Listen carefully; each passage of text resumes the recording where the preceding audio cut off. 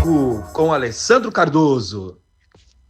Fala galera, tudo bem? Sejam todos bem-vindos a mais um programa Fala Comigo com Alessandro Cardoso. É um grande prazer ter vocês aqui, sempre comigo, participando e desenvolvendo esse programa. Mas antes da gente começar, eu quero pedir um grande favor para vocês, galera. Segue lá o nosso canal, curtam, comentem, compartilhem, ativem o sininho lá. Vamos fortalecer essa grande corrente do bem. Hoje eu estou aqui com um convidado muito especial, mas antes eu quero falar aqui dos meus parceiros, dos meus amigos. Quero falar aqui, ó, da FISC Beira-Mar, isso mesmo, a escola de inglês lá de São Vicente, incrível, que vem fazendo um trabalho de formação, educação com essa galera que está indo lá. E vocês sabem, inglês é educação e é o futuro, é se preparar para o futuro. Falar também aqui dos meus amigos, mandar aquele abraço para a galera da empresa Absolute, que vem fazendo suplementos incrível. É a empresa que mais cresce no mercado. A creatina deles é top. O Whey Protein, então, essa proteína nem se fala. Alessandro, aonde que eu encontro os produtos da Absolute? Lá na Power Muscle e Suplemento, do meu amigo Silvinho, isso mesmo, lá no centro de São Vicente. É só ir lá, procura o Silvinho, que ele vai te falar de tudo os suplementos da Absolute. E olha só, em breve quero mandar aqui também um abraço para os meus amigos, para o Felipe, para a Isabela, isso mesmo, eles que têm a empresa de audiovisual A Vaca Magra Filmes, será o nosso novo parceiro que vai estar conosco aqui neste programa. Bom, e agora eu quero apresentar para vocês o meu convidado, ele que é secretário de Direitos Humanos de São Vicente e também é presidente do CMDCA de São Vicente, o meu amigo Jackson Nunes. Seja bem-vindo, meu amigo, muito obrigado de estar aqui com a gente e poder compartilhar um pouco do seu conhecimento de todo esse segmento da pasta e do CMDCA. Seja bem-vindo, meu amigo. Muito obrigado, Alessandro, a todas as pessoas que estão aqui assistindo. Primeiro, agradecer. Para mim, eu me sinto muito lisonjeado. Você é um cara que manja muito de arte, então é uma referência aqui na região, no estado de São Paulo, até no Brasil, né? O cara Obrigado. Já viajou para fora e tudo mais, então é sempre um grande prazer. Então, na verdade, hoje eu me sinto um convidado, mas lisonjeado estar aqui no teu programa. Obrigado, meu amigo. É isso. Nosso programa é um bate-papo tranquilo, saudável, de informação e conhecimento para todos que estão nos assistindo. Ô, Jackson, me fala uma coisa. Qual é a função do CMDCA? Então, o CMDCA é um conselho municipal, né? Então, de São Vicente é um dos mais antigos, né? Ele é da década de 90. E é um colegiado dividido entre poder público e sociedade civil. Então, metade das cadeiras são divididas entre a sociedade e o poder público, que tem a responsabilidade de fiscalizar e criar as políticas públicas destinadas à criança e adolescente. Então, este é o papel principal. Então, hoje em São Vicente, todo projeto social que queira iniciar, fazer um trabalho com criança e adolescente, de acordo com o Estatuto da Criança e Adolescente, ele tem que fazer o registro no Conselho do CMDCA. Então, é uma prerrogativa de lei. Legal, então assim, só para me entender e a galera que está nos assistindo também. Qualquer um que abre um projeto, ou uma associação, talvez seja também, né? Porque também. Todo projeto vem de uma associação. Exatamente. Tanto as pessoas que faz um trabalho, como eu posso colocar, sociedade civil, como poder público, Exatamente. Tem que passar pelo CMDCA, tem que ter esse registro? Isso. Dentro do Estatuto da Criança e Adolescente, ele é bem claro, né? Todo projeto, associação que for fazer trabalho com criança e adolescente tem que passar pelo CMDCA. Então, é uma prerrogativa de lei. Até para você dar proteção, você saber que aquele projeto, de fato, é um projeto registrado, que ele vai cuidar da sua criança, do seu adolescente, dos seus filhos, né? Então, tem essa prerrogativa em lei. Então, esse colegiado é formado, como eu falei, poder público e sociedade civil, que tem esse dever. A cada 2 anos tem eleição. Inclusive, agora, no final deste ano, a gente entra em processo eleitoral novamente. E aí a gente recompõe as cadeiras do poder público, né, que são indicadas pelo prefeito municipal, e a sociedade civil, que é através de eleição. Então, as entidades concorrem às vagas, e aí tem uma eleição e depois tem a posse. E aí fica esse colegiado durante 2 anos. Top, ou seja, não deixa de ser um órgão fiscalizador? Isso, fiscalizador de políticas públicas para criança e adolescente, exatamente. Que bacana. E existe muita demanda de projetos? Assim, vocês recebem muitos registros de projetos de vários segmentos, correto? Vários segmentos, vários territórios, área continental, área insular, comunidades, área central. Então, a gente recebe, assim, cada reunião a gente tem geralmente 8 a 10 projetos, ou renovação, ou novo registro, né? Porque o registro ele dura 2 anos, então a instituição precisa sempre renovar. Então, a gente tem cerca de 8 a 10 solicitações por mês, assim, avaliados na nossa reunião ordinária. Caramba, de 8 a 10 10 projetos por mês? Por mês, Olha, isso. eu ia chutar por ano, ou seja, então São Vicente está desenvolvendo várias atividades, vários projetos ligados às crianças e adolescentes. Isso é bom, né? Isso é muito bom, até porque a gente sabe que São Vicente tem uma demanda de atividades sociais muito grande. A gente sabe também que as secretarias, tanto dos direitos humanos, cultura, esporte, elas não têm recursos para estar ajudando né, essas ações. E a sociedade civil que se une com vontade, com muita garra, para desenvolver projetos e precisa desse registro do CMDCA, até mesmo para buscar parceiros para ajudar financeiramente essas atividades sociais dentro das comunidades, não é isso? É isso mesmo. Eu sou oriundo de projeto social também, eu vim de Santos, né, dos cortiços, então, na verdade, eu despertei para o terceiro setor através de um projeto social.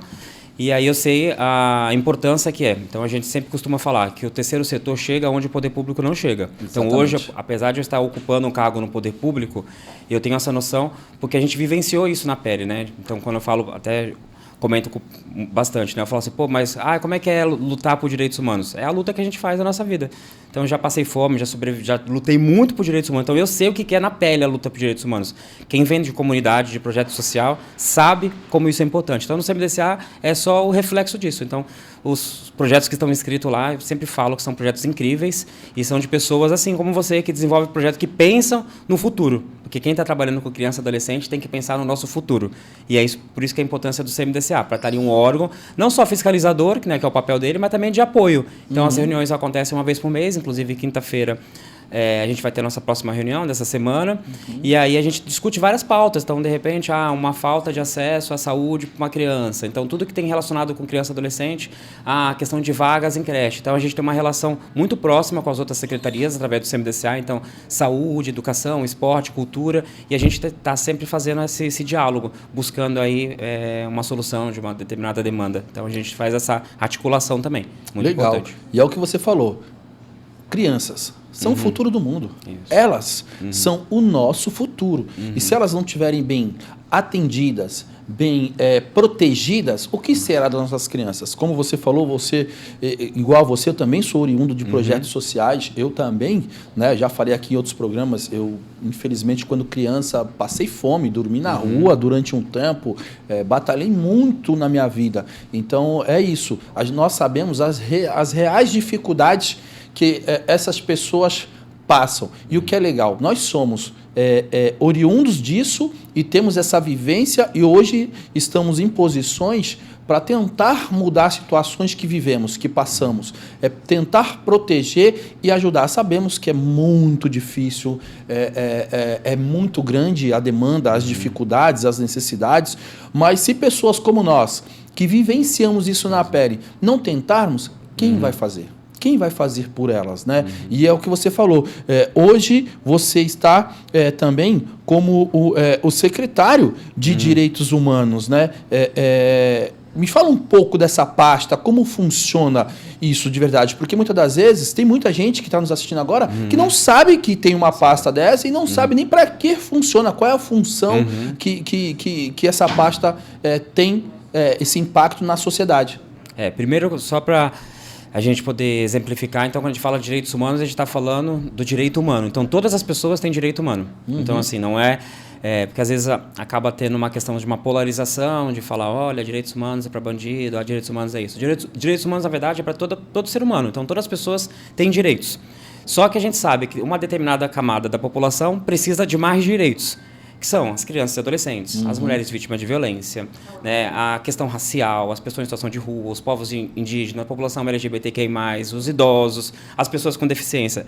Esse público, esse recorte, precisa muito mais dos direitos humanos, porque eles a existência deles acaba tendo seu direito violado. Então, quando a gente fala em direitos humanos, a gente está falando de todas as pessoas, mas tem um recorte muito importante, que são essas pessoas que têm uma situação de vulnerabilidade. E quando a gente fala de violência, a gente está falando de todo tipo de violência. Então, por exemplo, uma pessoa com deficiência é um capacitismo. Então, você não entender que aquela pessoa com deficiência tem direito à inclusão. Um idoso, a gente tem um estatuto do idoso, então a gente recebe muita denúncia de violação, maus tratos, negligência com o idoso, então a gente fiscaliza também essa política. Criança, adolescente, a população LGBTQIA+, no Brasil é um dos países que mais mata a população LGBT no mundo, e a gente sabe, né, todos os percalços que a população sofre. Então a Secretaria ela nasce dessa dor, dessa vontade de garantir essa proteção. E a nossa proteção é feita no dia a dia. Então, nossos projetos, a gente tem uma carta de serviço com mais de 20 projetos na Secretaria em funcionamento. E um deles, por exemplo, é a escuta especializada. Então, desde 2007, existe uma lei que fala que toda criança e adolescente, quando ela sofre algum tipo de violência, ela não pode se revitimizar dentro do serviço. O que significa? Ela vai chegar lá na saúde, ela vai dizer lá, olha, fui abusada pelo meu tio, pelo meu padrasto. Depois da saúde, ela vai passar em vários serviços. Ela vai para o conselho tutelar, ela vai para a saúde, para assistência, para os direitos humanos. O que acontecia antes? Essa criança e adolescente tinha que falar a cada técnico, contar essa mesma história. Com a criação da Secretaria, a gente buscou a implementação da escuta dessa legislação. Então, hoje a criança, toda criança e adolescente que sofre violência em São Vicente, passa primeiro nos direitos humanos. Então, a delegacia encaminha, o Ministério Público encaminha, nós somos referência. E aí nós temos um grupo de técnicos, entre psicólogos e assistentes sociais, que a gente faz um atendimento especializado. Então, é uma escuta, mas é uma escuta qualificada. Então, eles passaram por capacitações. Não dá para chegar, por exemplo, e falar para uma criança assim... A criança fala assim, meu tio abusou. Mas você estava como? Mas você estava no colo dele? Mas o que você fez? Então, toda essa construção a gente tem que desconstruir nesse atendimento. E a partir daí a gente faz um relatório único que é encaminhado para todas as secretarias. E a gente solicita, se tiver demanda, acompanhamento terapêutico, acompanhamento no CREAS, se tem um violador de fato, então realmente tem uma violência. Então, nós vamos encaminhar para o Ministério Público, para a delegacia do município, para poder abrir o inquérito e também ir lá e aplicar a legislação em cima desse violador. Então, hoje a gente tem serviço que é um dos nossos carro-chefes na cidade. A gente tem ambulatório trans, então toda pessoa trans hoje em São Vicente que quer passar por um processo transexualizador, então existe uma normativa dentro do SUS, que a população trans tem acesso no SUS à medicação, ao acompanhamento médico. Então, hoje São Vicente faz esse primeiro atendimento através da Secretaria. Então, a gente tem cerca de 200 pessoas hoje que passam em atendimento, que estão fazendo esse processo transexualizador. Na área da pessoa com deficiência, nós temos a carteira municipal. Nós criamos a carteira municipal da pessoa com deficiência. Toda pessoa com deficiência tem acesso a essa carteira, que é uma carteira em PVC, né, que a gente faz gratuitamente lá na Secretaria. E a gente também disponibiliza o colar do girassol, que significa são as deficiências não aparentes. Porque às vezes a pessoa tem uma deficiência, ela não é aparente, ela acaba passando por situações de constrangimento, vai numa fila preferencial e aí a pessoa não compreende, então o colar do girassol e a carteira identifica. Então a gente também tem esse atendimento na Secretaria. E realizamos várias forças-tarefas, então a gente está acompanhando assistência, no atendimento à população em situação de rua, a gente está fiscalizando os antigos asilos, né, que a gente chama hoje de LPI, então a gente tem hoje na cidade cerca de 30 instituições particulares e públicas, então a nossa Secretaria tem o papel, através do Estatuto do Idoso, de fiscalizá-las. Então a gente vai lá, ver se naquela clínica tem a quantidade exata de cuidadores, se está com a alimentação adequada, se aquele idoso não está sofrendo uma violência dentro daquele asilo. Então a gente faz todo esse trabalho de proteção e combate às violências. Então o nosso trabalho, a gente costuma falar que é um trabalho mais silencioso, porque nem sempre a pessoa que vai lá, ou a ação que a gente faz, a gente pode chegar lá e falar assim, postar uma foto, falar assim, tirar foto, estamos aqui, a não ser quando é um lançamento de um programa, alguma coisa assim. Então o nosso atendimento diário é com dor. Então a mulher é vítima de violência, então violência doméstica, a gente está com bastante caso de feminicídio em São Vicente, então a gente atende através do CRAVE, que é um serviço de referência do Estado, a gente atende a pessoa que sofreu a tentativa de feminicídio, latrocínio, homicídio, e a gente atende a família, porque a família fica com trauma também. Então, a mulher vítima de violência hoje também passa em acompanhamento na Secretaria de Direitos Humanos. Então, o nosso nicho é esse, é trabalhar as dores, as violências. E o que é legal, assim, o que é legal não, né? Que infelizmente são dores que elas não são só físicas, são psicológicas, e pelo que eu entendi aqui, pelo que você está informando para a gente, é todo um suporte dado que muitas das vezes o trauma psicológico é algo que às vezes ele pode ser evitado, mas se não for evitado e não for cuidado, não tiver essa atenção, ele traz certos transtornos irreversíveis, que como você falou, dessa galera toda aí, eles já são uma vítima da sociedade, muitas das vezes, né? Porque sofrem preconceitos. E isso também é uma violência, na minha visão, né? Eu sou muito leigo, né? Eu não estudo sobre isso, mas eu sou ser humano. E como ser humano, eu sinto algumas dores também. Não, hoje eu sou um deficiente visual, porque eu sou monocular. Não é tão aparente, como você falou, não é visual. Mas eu sinto na pele algumas coisas, sabe? E a gente ter um lugar e pessoas técnicas para cuidar da gente, para dar uma atenção, para nos orientar, muitas das vezes, no que devemos fazer, é extremamente importante. Só que, infelizmente, uma boa parte da população não sabe disso, Jacques. Não sabe. Eu não sei qual tipo de ações, né? Como eu falei, eu não posso ser leviano aqui e querer apontar e julgar. Não, porque eu não vivo no dia a dia disso tudo. Eu não sei qual tipo de ações para divulgar isso estar sendo feito na cidade de São Vicente. Mas eu acho que isso não é problema de uma cidade ou de um município. Eu acho que tem que ser, no país, ser mais divulgado, ser mais discutido, ser mais falado, para que a população tenha mais conhecimento dos seus direitos. Né? Porque muitas das vezes, quando a gente fala direitos humanos, as pessoas acham uma situação, mas ela é muito ampla. Porque não é só de uma pessoa ou de um ser, é de uma situação bem grande que as pessoas muitas das vezes não têm essas informações. E quais ações assim está sendo feito? Eu vou falar mais de São Vicente, né? Mas não que seja um problema eu falo da nossa cidade, porque eu sou de lá, mas assim, acho que do país, de divulgar mais isso. O que está sendo feito e o que poderia ser feito a mais, Jacques? Quando a gente faz lançamento de programas, de projetos, a gente sempre tem a comunicação junto com a Secretaria de Comunicação da Prefeitura para a gente poder divulgar, ela faz o release e acaba encaminhando para a mídia, né? Por exemplo, no ambulatório. Quando a gente começou com o ambulatório, a gente tinha cerca de 60 pessoas passando em atendimento. Aí teve uma matéria com a TV Tribuna, e aí foi uma matéria bem extensa até. Foi uma matéria de quase 5 minutos. E aí a gente saltou de 60 atendimentos para 200 que a gente tem hoje. Que a gente divulgou, informou e a população buscou. A todo momento a gente recebe e-mails e recebe das cidades vizinhas também pedindo. De Santos, olha. Aí a gente orienta, aí os municípios que tenham atendimento, a gente já passa o endereço, fala, você procura tal endereço, e aí a gente consegue ter um alcance maior. Na escuta também. Na escuta a gente teve um caso de um professor.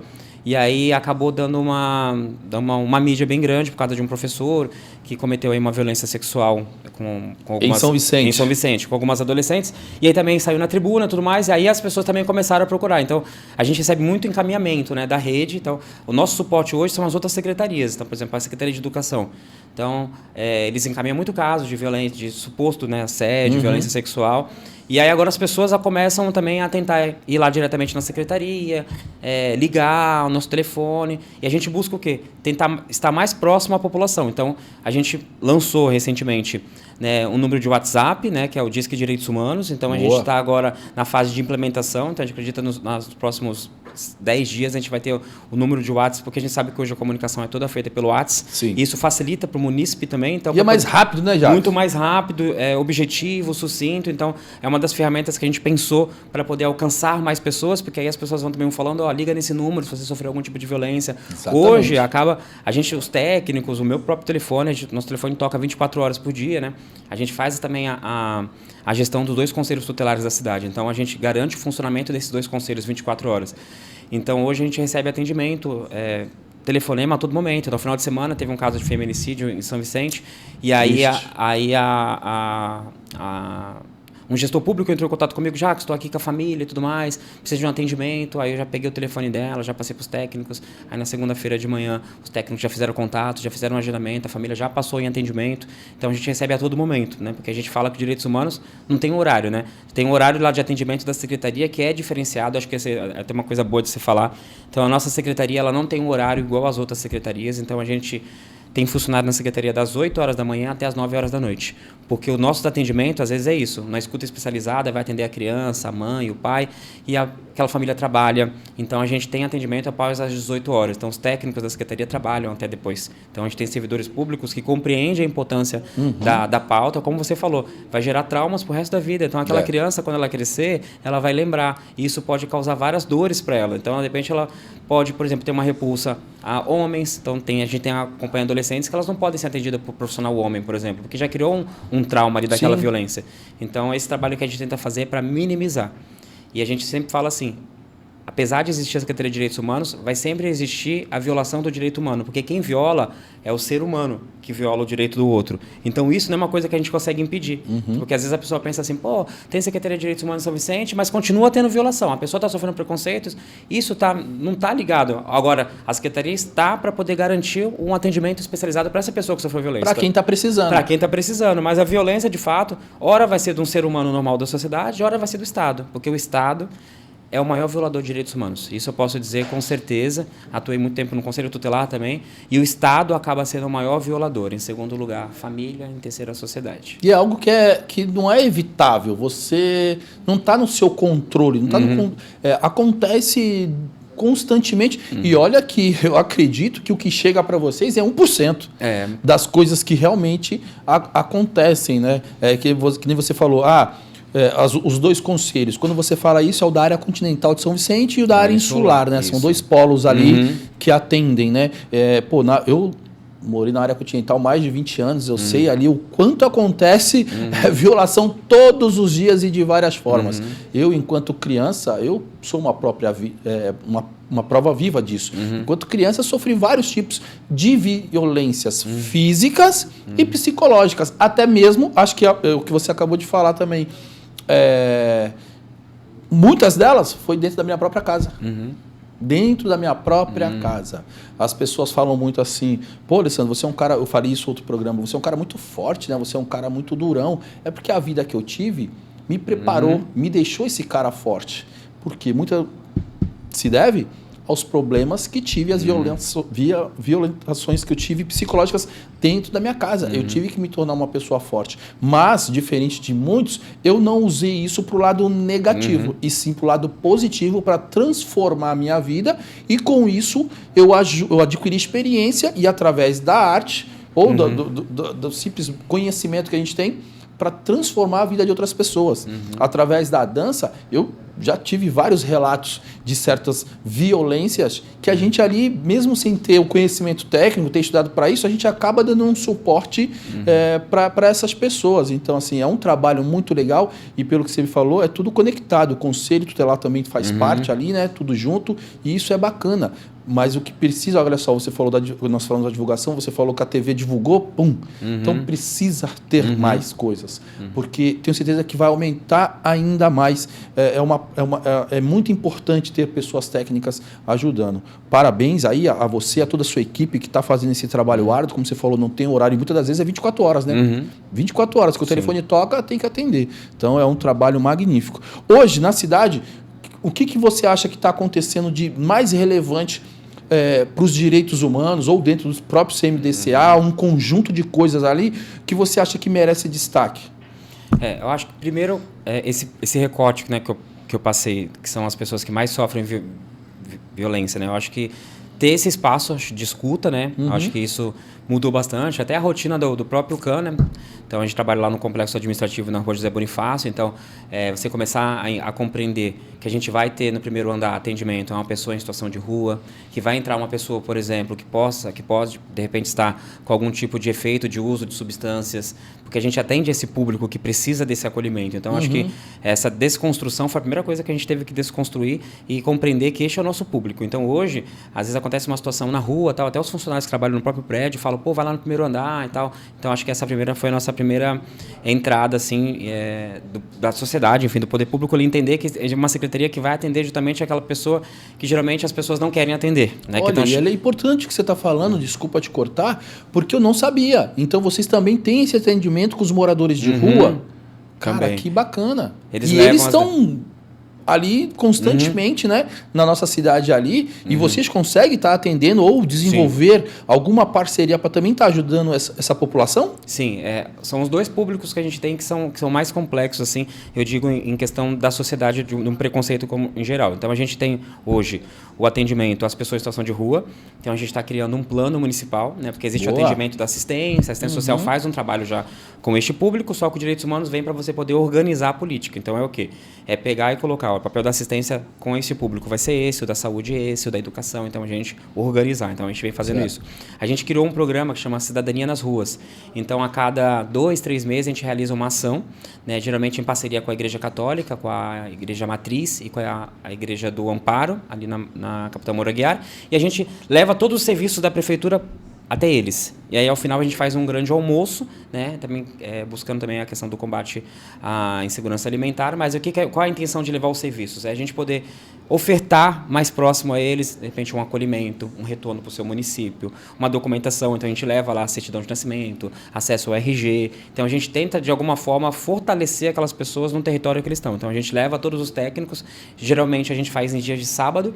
Então, sábado das 9 até as 2 horas da tarde. Então, a gente leva todos esses serviços, a assessoria jurídica através da OAB, a gente leva saúde, então todas as vacinas, então para eles poderem também, sabe que a situação deles fica vulnerável, a questão de saúde é muito precária, então a gente leva esse compilado de serviços para eles e a gente consegue ali, por exemplo, de 400 atendimentos, 300 atendimentos, a gente consegue ali ter 10, 15 pessoas que decidiram participar de um acolhimento, que decidiram voltar para sua casa, que regularizaram a documentação, que estão com as vacinas em dias, que fizeram um teste de HIV, sífilis, então isso para a gente também é muito importante, que eles também façam a prevenção, então também tem orientações, a gente faz corte de cabelo, a gente faz distribuição de roupas, então esse é um programa que a gente conseguiu fazer no território para tentar de alguma forma que eles consigam sair dessa situação. E outro público que também é bem complexo, eu digo mais por questão da sociedade, que é a Fundação Casa e o CDP e a penitenciária. Então, a gente também tem um trabalho com esses dois. Então, com a Fundação Casa, a gente tem um programa em parceria,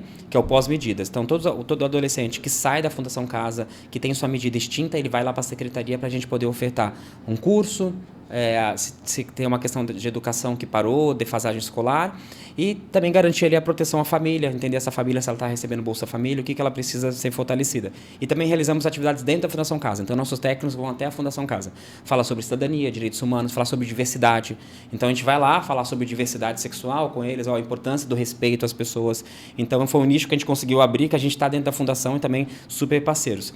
E o outro é o KF e o Penas Alternativas, então, a população adulta. Então, a pessoa que saiu, o egresso do sistema penitenciário, ele tem um programa do Estado que é em parceria com a gente. Então, ele vai até lá a secretaria, né, na sala 63, acontece esse, e aí ele, para poder pedir documentação, de repente voltar para o seu município, porque ele está em São Vicente, muitas vezes ele não é de São Vicente. Ele está ali na penitenciária e ele precisa retornar para o seu município. E o Penas Alternativa é o serviço comunitário básico. Então, por exemplo, alguém que o juiz, ao invés de aplicar uma prisão, né, uma pena fechada, ele aplica pena alternativa. Então, a gente tem um catálogo lá de profissionais que a gente faz parceria com instituições e com outras secretarias para eles fazerem serviço comunitário. Então, a saúde recebe muito, a cultura recebe, a educação. Então, essas pessoas precisam fazer o serviço comunitário. Então, esse serviço também está com a gente. Então, é um público que geralmente eu falo que a gente tem uma questão muito de um preconceito na sociedade, mas são pessoas que precisam de um apoio para se reinserir na sociedade. Então, todos eles precisam. Desde o adolescente, que cometeu o ato infracional, até o adulto que está numa prisão fechada, né? Num regime fechado. Esse suporte é extremamente importante, porque muitas das vezes, principalmente falando do adolescente, por quê? Porque ele vai se tornar um adulto. Mas se a gente trabalhar aqui, esse adulto vai ser melhor. Quando ele comete um ato infracional, é uma escolha. Eu vi agora recentemente uma matéria de uma mãe, nessa ação que teve no Rio de Janeiro, criticando, falando que isso é culpa do governo, porque o governo não coloca mais projetos. Não, desculpa. É uma questão de educação, primeiro dentro de casa. É uma questão de escolha.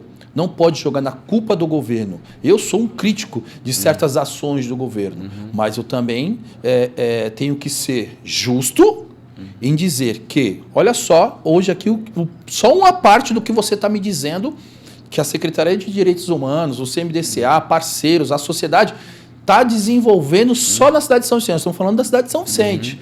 Imagina nas outros municípios várias ações que acontecem. O que muitas das vezes falta é vontade das pessoas também de querer essas ações, de querer procurar. É que muitas das vezes as pessoas param só para pensar depois que faz o errado e aí tenta voltar. Ok, estamos aqui, ó. Esse é o trabalho que vocês estão fazendo. Estamos aqui para ajudar vocês a se ressocializar, a ter oportunidades, porque muitas das vezes um adolescente ele sai da Fundação Casa e recebe esse suporte, olha, eu vou arriscar aqui e falar uma coisa, dificilmente ele vai voltar para lá. Se é o que ele quer, se ele tem isso, olha, você falou acho que é quase 400 atendidos?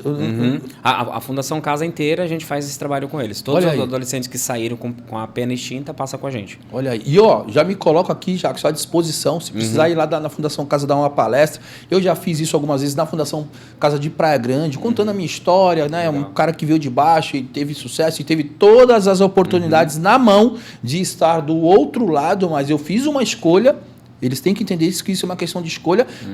Então, me coloco aqui à disposição para estar ajudando, para estar levando arte, dança, cultura e uma palavra para esses jovens, que é algo que eu gosto muito. E fico feliz, Jacques, de saber que isso está acontecendo na minha cidade. Todas essas ações estão acontecendo. Como eu te falei, às vezes as informações, e olha que eu sou um cara, né, do povo ali, e muitas coisas eu não estou sabendo. Então, é importante demais essas ações, principalmente esse trabalho que, de verdade, eu não sabia que vocês também faziam com os moradores de rua. Porque muita da gente é uma galera de outros municípios, sabemos que eles não querem, muitos ali não querem ali estar no abrigo, não querem, eles querem viver essa vida ali, né? Mas eles esquecem que as outras pessoas também têm os seus direitos, que muitas das vezes eles estão também tirando ali, enfim, é um trabalho que eu sei que é árduo, difícil pra caramba, né, Jacques? Porque depende de muita boa vontade de todo mundo, mas o legal está acontecendo. Estão sendo feitos vários trabalhos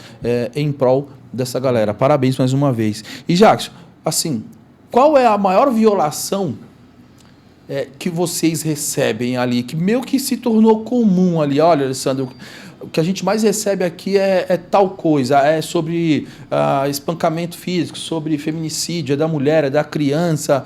O que se tornou, infelizmente, comum na sociedade hoje? A gente costuma dizer, né, através da lei, que a gente tem dois públicos que são prioritários no atendimento, que é a criança, adolescente e o idoso. Né? Então, existem dois estatutos, da criança, adolescente e do idoso, que dizem que eles têm prioridade total em tudo, em atendimento, que é um público muito mais vulnerável, né? Criança, adolescente, informação, e o idoso que precisa de proteção.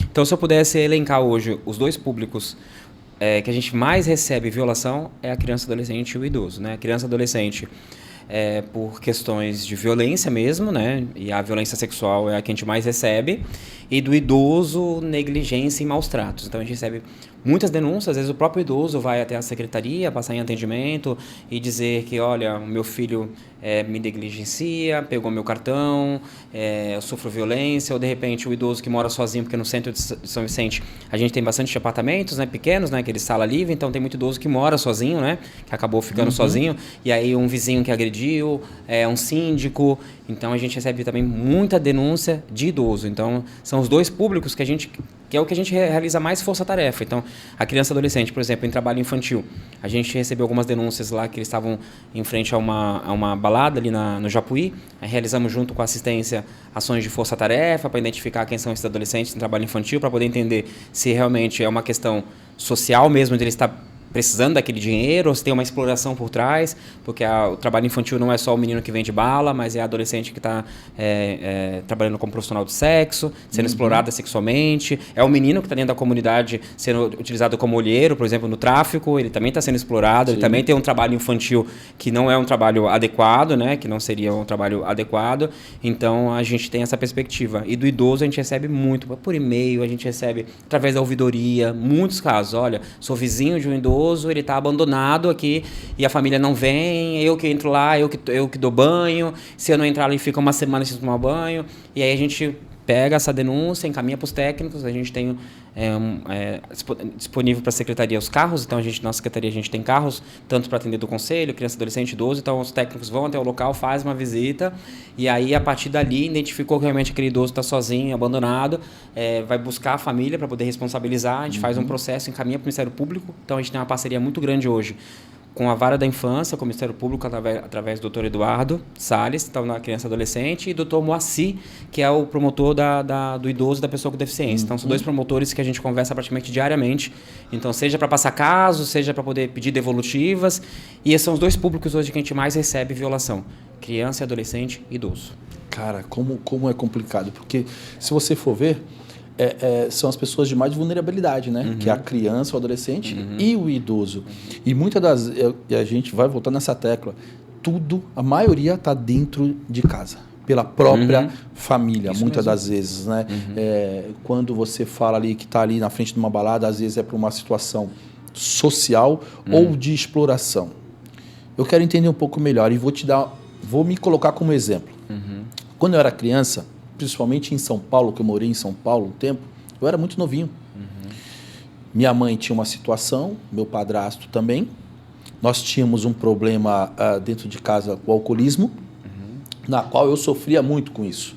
Eram muitas brigas, eu cresci vendo minha mãe sendo espancada pelo meu padrasto, e a gente passou uma situação muito difícil, na qual eu, quanto criança, eu ia fazer o quê? Eu ia para a porta de mercado, tomar conta de carro para ganhar um dinheirinho.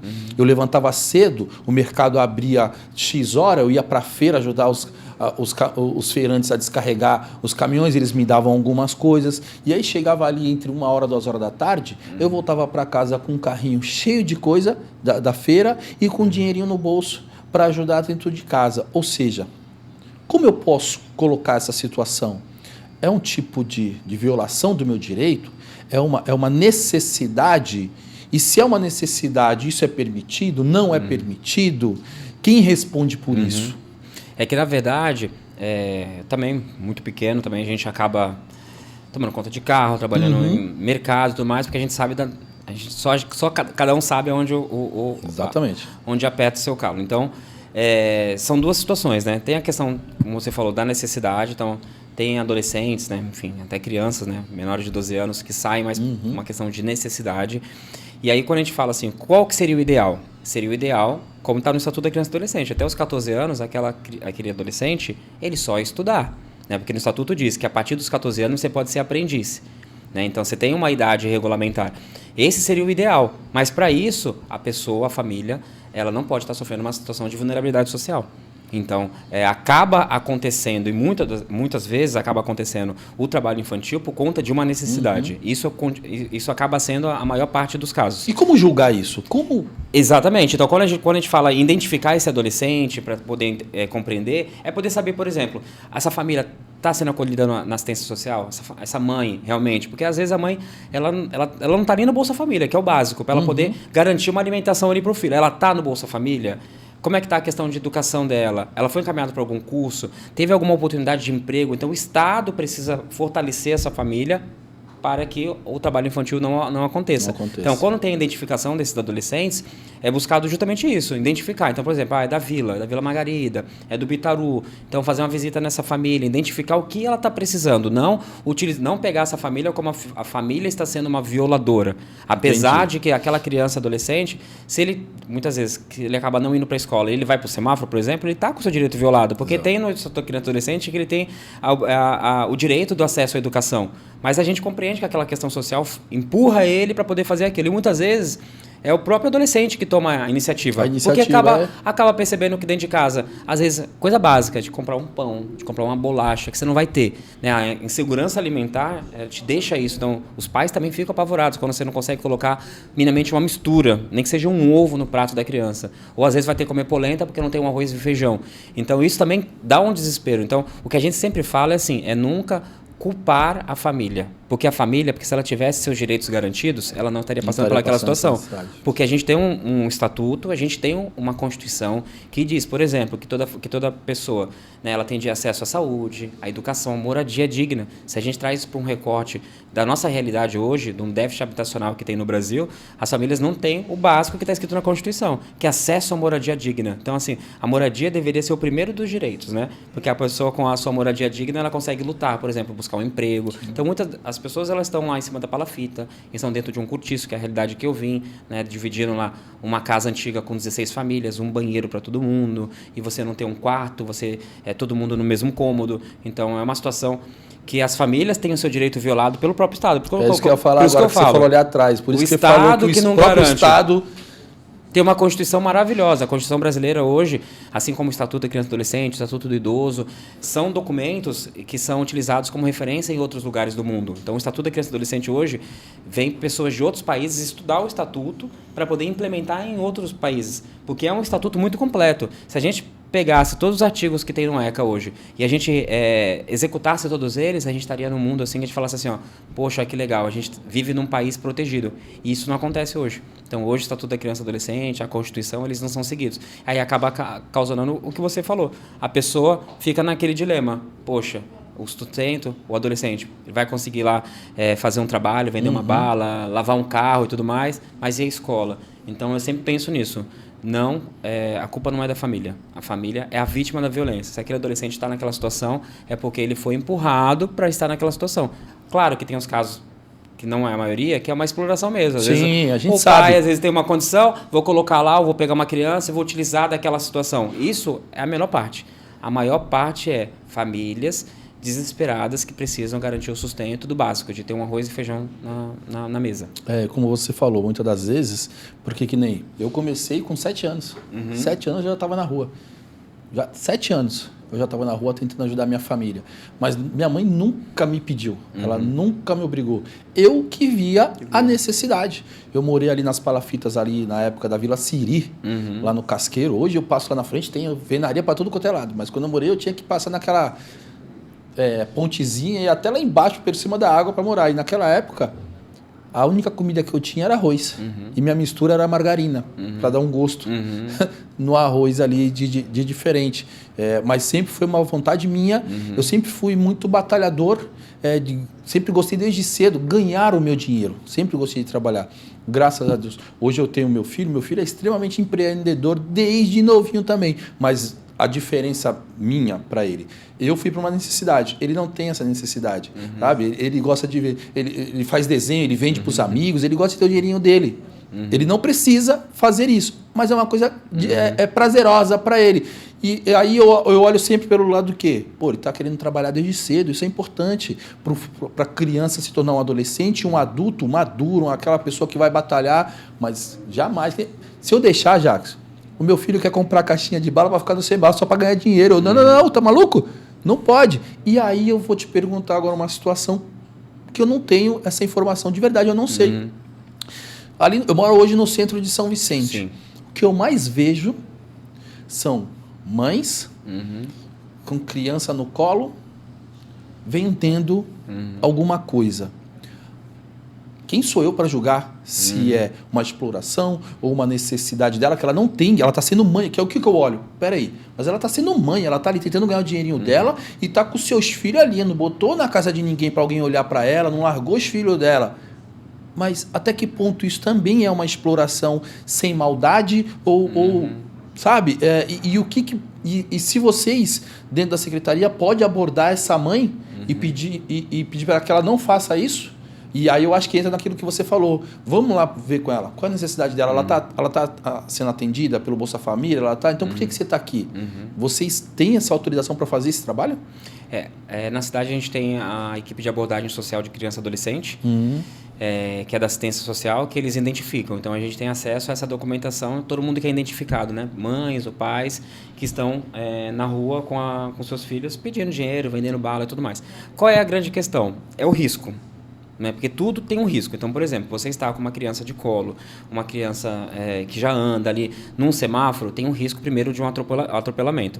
A gente viu um caso que ficou bem conhecido, que foi na entrada de Santos, aquele rapaz que vendia bala de coco. Lembro. Ele acabou sofrendo um acidente numa coisa que ele fazia a vida inteira, que era vender a balinha de coco. Sim. Isso pode acontecer com uma criança adolescente num semáforo. Então, assim, a mãe, por mais que ela, na maioria das vezes, ela está ali buscando um sustento, ela pode estar colocando seus filhos em risco, porque não é um local ideal para aquela criança adolescente ficar. E aí você tem outras questões, o sol forte, frio, chuva, a possibilidade também de aliciamento, porque a gente sabe que as pessoas que estão ali passando pelo semáforo, elas são de todos os tipos. Então, já teve casos que a gente acompanhou de mães falar assim, que um cara parou e falou assim, quer vender seu filho. Olha que absurdo. Então tem situações como essa. Então o que a gente preza sempre é a questão assim, do risco que aquela criança e adolescente está passando ali naquele semáforo, ou sei lá, ou no centro, ou andando na frente das lojas, ou na praça. Qual o risco que essa criança está passando? E aí volto a falar, é uma criança pequena, então a mãe passou o dia inteiro, mas então ela não foi para a escola,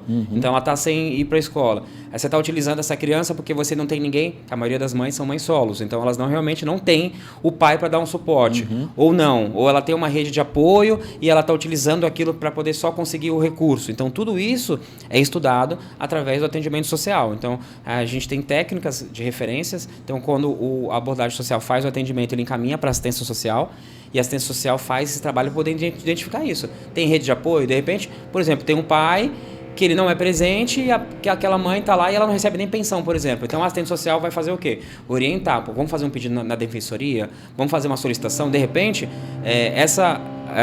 esse auxílio, né, que é a obrigação do pai, a pensão, já é um direito, suspiro. Né, é um direito da criança. Então, de repente, ela está também com o seu direito violado e é o desespero, é o que eu falei. Não tem o arroz e feijão na mesa. Então, ela acaba não compreendendo que ela está colocando em risco aquela criança e adolescente. Então, o trabalho social é isso, para ela poder compreender que aquilo é um risco para a criança.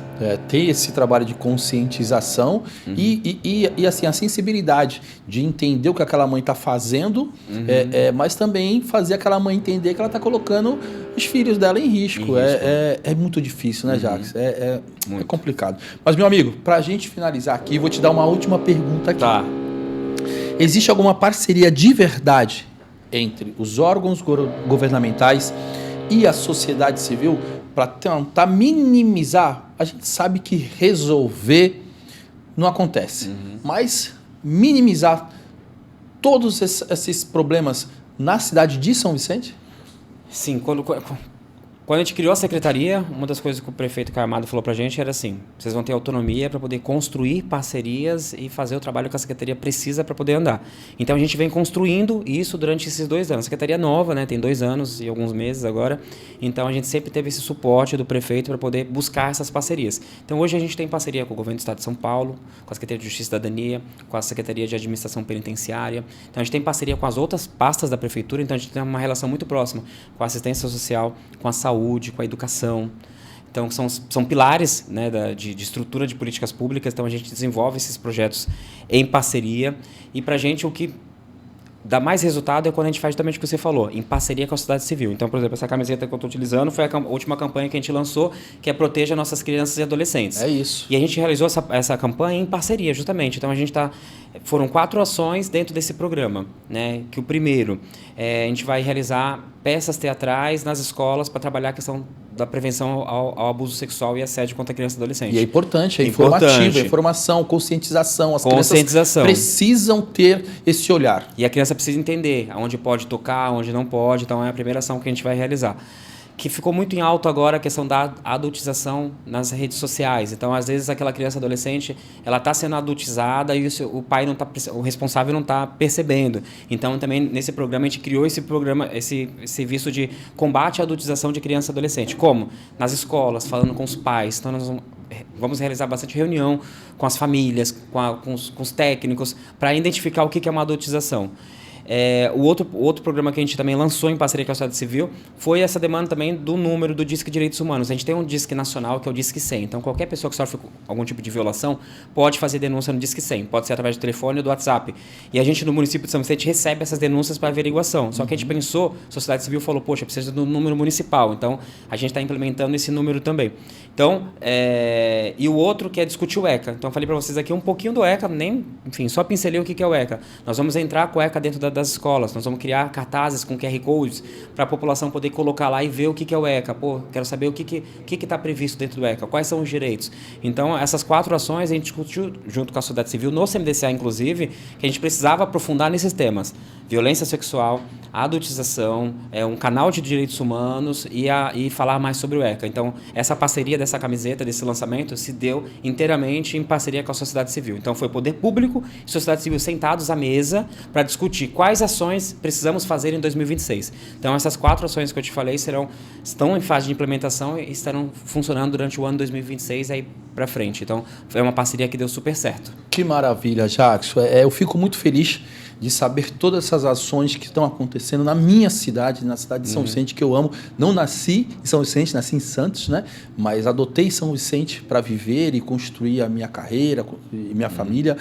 Fico muito feliz de saber que existem essas ações, porque de verdade eu não sabia. E olha que mesmo com essa demanda toda de projetos e ações que vocês estão tendo, olha a nossa cidade como está sofrendo com tudo isso. A demanda também do outro lado, ela é gigantesca. A briga, a luta, ela acho que não é só de uma pasta. Que bom saber que existe essa parceria com outras secretarias, porque vocês precisam de todo o suporte possível para continuar fazendo esse trabalho, aumentar e com excelência. Meu amigo, mais uma vez, foi um grande prazer te receber aqui, poder discutir um pouco sobre isso com você, informar a todos nós, a todos vocês que estão assistindo, ou seja, tem a secretaria, repete aí o telefone, o contato para quem está assistindo a gente, que sofreu qualquer tipo de violência, ou se viu, quer fazer uma denúncia, passa aí para a galera, Jackson. Então, nós temos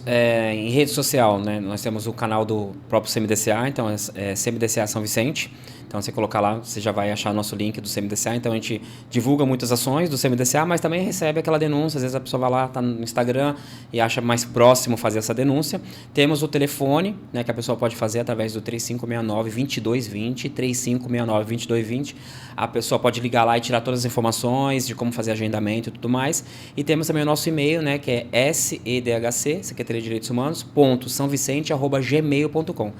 sedhc.sãovicente@gmail.com. Então, esses canais a gente tem abertos, né? E também no site da Prefeitura tem todos os outros contatos do Conselho Tutelar e todos os serviços que a gente executa hoje. Perfeito, meu amigo. Então é isso. Se você está passando por essa situação, por qualquer problema, ou está vendo o seu vizinho, ou viu alguma situação na rua, denuncie. Você também faz parte disso, de melhorar essa situação. Meu amigo, mais uma vez, foi um prazer. Muito obrigado. E é isso, pessoal. Vai no nosso canal, compartilha, curta, comenta, segue a gente e vem. E preste atenção, você pode ser o próximo a vir aqui no Fala Comigo com Alessandro Cardoso. Tchau, gente!